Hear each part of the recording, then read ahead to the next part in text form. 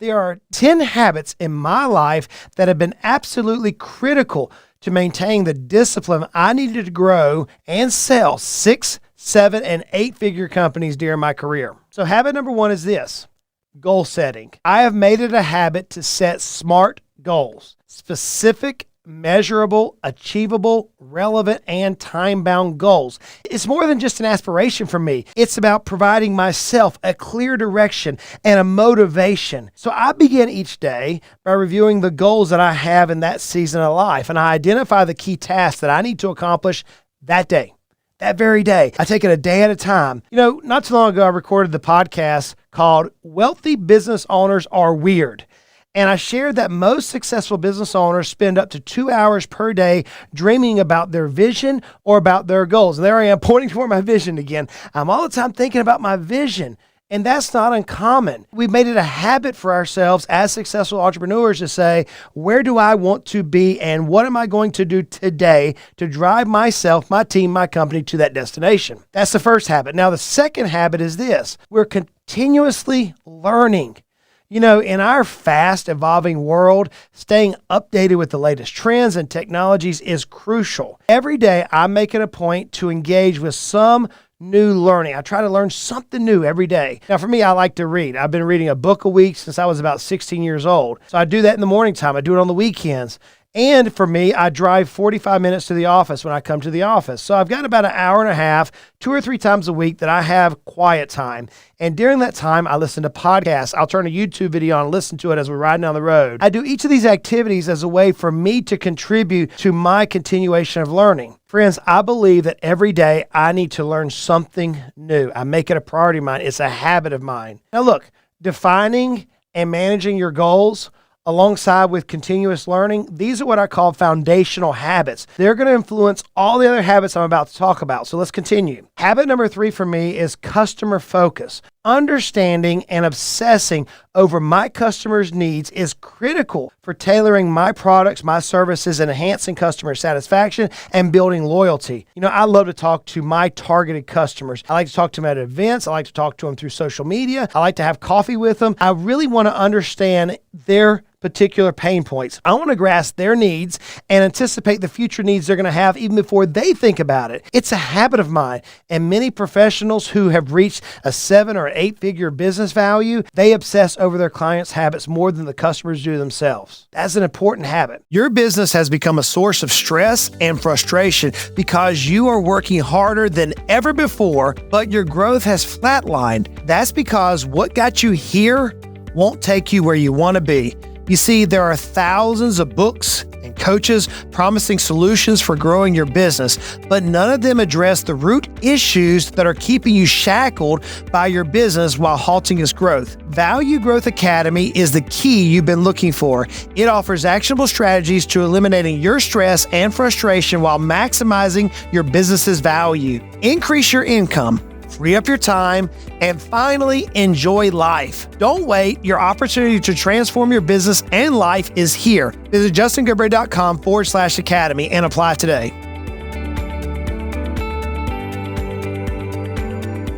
Now, the fourth habit is this: personal financial constraint. I remember whenever Emily and I moved out to the farm. As you've maybe heard from me, we bought this property in the country years and years ago. And I can remember going to the bank to getting approved for our construction loan. And the bank gave me an approval for almost $1 million to build the house. And at that time, I was like, that makes no sense to me. Why in the world would I go out and spend a ton of money on my primary residence whenever I can deploy the cash back into my business and drive value? At the same time, I was watching other business owners build these monstrosity of houses. They were out buying the new flashy cars. They were buying the expensive and exotic vacations. That's not the path I took. So one of the habits that led to my success, that allowed me to invest more back into my company, to drive my company's value to that 8-figure exit, was to control my personal finances, to not get swept up in the lifestyle that I often see on Instagram or in social media or even with business owners around the world.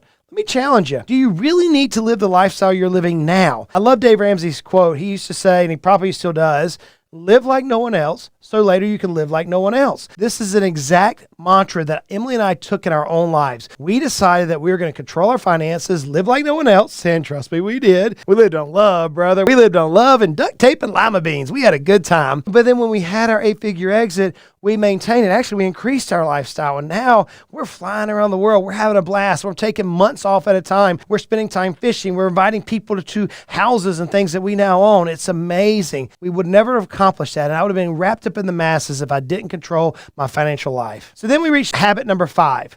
Habit number 5 plays hand in hand with my dreams, and that is time management. Time is so incredibly precious. It's like it's just fleeting. As the old Latin phrase goes, tempus fugit, time is flying. So how have I learned to manage my time? Now, this is going to blow your mind. I promise you've never heard anything like this before in your life. How do I manage my time? So at the beginning of the year or throughout the year, I'll look a year in advance and I'll block off holidays. So for example, from about December 19th through about January the 5th, you're not going to talk to me. That is my time with my family for us to create crazy memories. That is a holiday that I block off. So I'll look through the calendar and I'll block off certain holidays, and it is my time. And the other thing I do is I block off Saturdays and Sundays. Those are my time. Those are my family's time. Saturdays, we work together on the farm. Saturdays, we travel together as a family. Saturdays, we don't run from ballpark to ballpark. We've never done that. We are a family. We unite together. We don't get wrapped up in this world's craziness. So we spend Saturdays together as a family.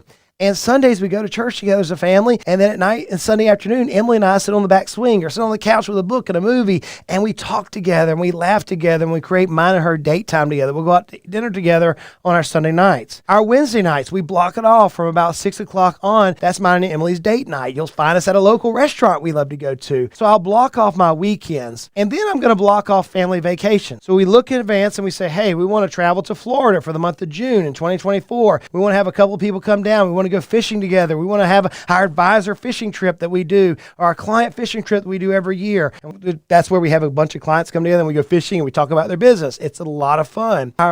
So I'll mark off my family vacations. Now, this is what's going to blow your mind. My closest friends are going to laugh when they hear this, if they ever hear this. I block off my personal getaway times. So as we've already blocked off the weekends and the holidays and our family vacations, if you know me, when it comes down to about September or October, I'm going to be chasing the Rocky Mountain elk. I'm going to be in the Rocky Mountains hunting and having a blast in God's country. And then come about October, November, December, I'm going to be chasing some whitetails. I'm going to have a fun time chasing these big monster bucks in the woods during hunting season. I love it. It's my time. Some of my friends used to give me grief like, Goodbread, do you ever work in the month of November? No, I don't. What? Like, dude, seriously? Yeah, I don't. That's my time. I also have my time for turkey season and fishing season and trout season and you name it. I block off my time for my events.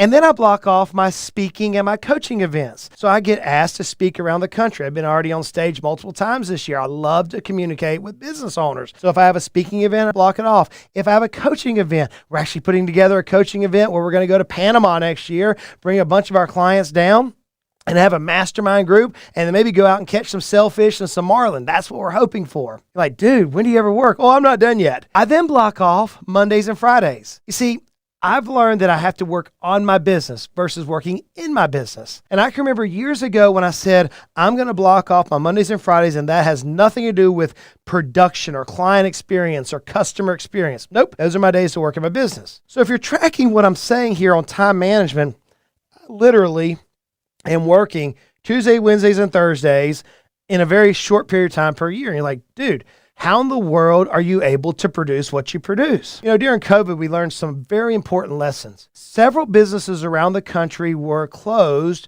because of the COVID virus, and some places were closed 16 weeks. Yet those same places who were closed for 16 weeks, many of them had their banner year. They had their best year ever. Think about this. They had almost 4 months closed down, but yet they had the highest production ever. What does that tell us? It tells us that as business owners, we waste so much time. We don't schedule our time, and just like sand between our fingers, we waste it. Friends, I don't want to waste my life. I realize that every day I go, I'm getting closer to my mortality, and I've only got this one life to burn and to use on the people that I care about, the clients who want my influence in their life, my family, my friends. And so therefore, I am very diligent with guarding my time. And at this point, you're probably saying, dude, Justin, that's just 5 habits. We have a few more to go, don't we? Absolutely. Now we're getting to the biggest one that changed my life. But these 5 are pretty amazing. Let's talk about my 6th habit. My 6th habit is this: encouragement. You see, many times entrepreneurs have high highs and we have low lows, man. And so we need to surround ourselves with a supportive team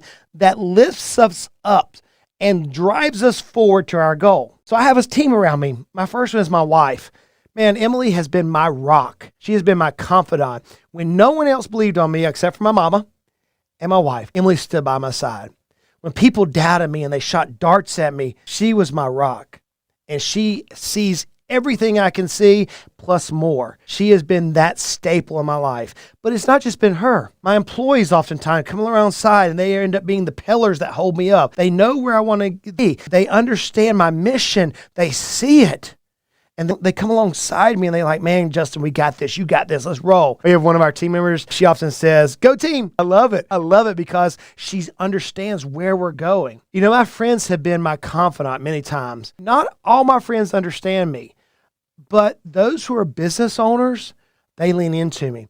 Many times they've called me like, Goodbread, you sound something in your voice. What's going on? Talk to me. And I can talk to them and they give me that shot in the arm that we need sometimes. You know, I enjoy my wife. I love my wife. She has been my rock. My employees get me and my friends get me. But my coach, he doesn't take anything. He doesn't take any slack from me. In fact, right now I have 5 coaches in my life, and each of them are pushing me to be better than I've ever been before. I'm literally paying tens of thousands of dollars per month right now for coaching, and they are rocking my world. They are helping me understand exactly where I need to be. So this circle around me is constantly encouraging me to say, hey, Goodbread, you can be the best you can be. They talk to me with positivity. Now, as I'm surrounding myself with people who are positive in my life, I'm also distancing myself from negativity. I don't want a perverse mindset. I don't want negativity in my mind that will distract me from reaching my goal. That's a major habit of mine, is encouragement. You know, next up is leadership. That's my 7th habit that I use to drive value in my life and in the success I've experienced. Leadership involves creating a positive work environment and motivating my team and motivating your team toward one common goal. So because of this, I work hard to meet my goals and to foster open communication. And I frequently encourage my team. I want to be the person that is casting the vision daily. It's almost like repetition is the mother of all learning. I want to cast that vision every day so my team gets it. And then when they're a little off base or they don't have the swagger or they're tired because we're all busting it, I want to come alongside and I want to be their largest cheerleader. I want to be a true leader for them. And so therefore, every single day I work on my leadership abilities. Like, Justin, what else you have? Well, my 8th habit is networking. Now, if you're like me, when I hear that word, I want to roll my eyes. To me, networking is more than attending events. It's about forming genuine connections with people that lead into fruitful collaborations. See, I want to come alongside somebody and lean into them and allow them to lean into me. I want to work together. I love that old African proverb. I quote it so many times because it's who I am. Go fast, go alone, man. If I want to move through the woods super fast, I'm going to go by myself. But go far, go together. Go far to go together. So I need to have people that I network with who are collaborators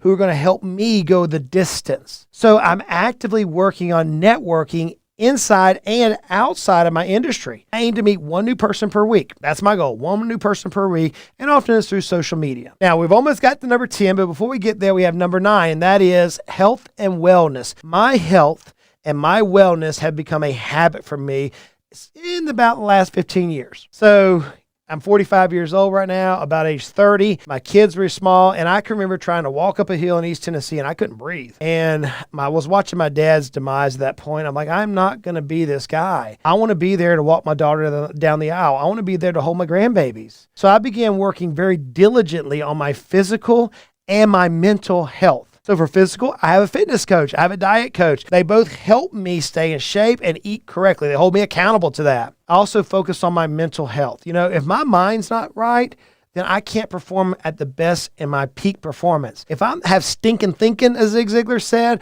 then I'm not going to achieve my goals. So for me, I make it a priority, make it a habit to exercise regularly, to balance my nutrition, to get a significant rest, and to talk with those who can help me keep my mind correct. I want to input things into my mind that help me stay positive, that help me stay focused toward my goals. My friends, we're finally here. This last habit, it rocked my world once I understood the importance of it. And over the last 30 plus years of my career, this one, more than anything else, has been a game changer. You don't want to miss this. Here it is. Resilience. Resilience. This involves maintaining a focus on my vision despite the obstacles. See, vision is so much more than just this mystical thing. If I know where I'm going, then I have to stay resolved to reach that destination. So therefore, I have to cultivate a positive mindset. I have to practice mindfulness, and I have to lean into that support network that we were talking about earlier. Friends, you alone and only you truly understand your dreams. Only you. You know, Emily and I, we talk a lot. We're close. She's my best friend in the world. There are no secrets. We share everything. She knows my vision. But she didn't create the vision. It is not her vision. It's my vision. And only I, despite how much I try to tell her, only I can truly know my vision. So in order for me to reach my vision, she's going to cheer me on. Yes, she's going to be my biggest cheerleader, but I have to be resolved in order for me to reach my dreams, my vision. I have to stay on track. You know, just like when I'm driving that boat, the wind's going to come from the right, the waves are going to come from the left, and it's going to be kicking us every which way. Every day almost as a business owner, it comes at us. Friends, you've got to resolve that nothing is going to prevent you from reaching your destination. So there you have it, friends. These 10 success habits have opened doors in my life that I never dreamt was possible. If you implement these into your life and into your business, you can become the entrepreneur that you aspire to be. I am 100% confident in that. Now that you know which habits play the biggest role in my success, do me a favor. Drop a comment below and let me know which habits played the biggest role so far in your success. I want to learn from you as well. You know, but these habits weren't the only thing that led to my 8-figure exit. Fortunately, I created a video for you here sharing the biggest lessons I've learned throughout my career. Check it out. And you can save yourself decades of heartache and literally hundreds of thousands of dollars. So friends, I hope this helped you. And until next time, y'all go out and make it a great day.